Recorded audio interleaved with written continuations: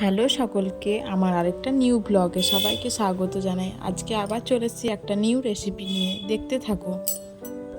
আজকে আমি বানাচ্ছি মাছের টক। ফার্স্টে মাছগুলো ভালোভাবে ভেজে নিচ্ছি লাল লাল করে। তারপর তেলের ওপর শুকনো লঙ্কা ফোড়ন দিয়ে দিয়েছি। তারপর দিয়ে দিয়েছি পেঁয়াজ, টমেটো, এগুলোকে ভালোভাবে ভেজে নিচ্ছি, দেখতে থাকো। তারপর এগুলো ভালোভাবে নাড়াচাড়া করে নিলাম। তারপর দিয়ে দিলাম পরিমাণ মতো লবণ। তারপর দিয়ে দিয়েছি হলুদ। তারপর ভালোভাবে নাড়াচাড়া করে নিয়েছি। দেখো, এখানে আমি পরিমাণ মতো তেঁতুল ভিজিয়ে রেখেছিলাম। তারপর ওই তেঁতুল জলটা দিয়ে দিলাম মশলার সাথে। আবার ভালোভাবে নাড়াচাড়া করে নিলাম। তারপর একটু স্বাদ অনুযায়ী চিনি দিয়ে দিলাম। তারপর 5 মিনিট ফুটতে দিয়ে দিয়েছি। তারপর দিয়ে দিয়েছি গুঁড়ো মশলা।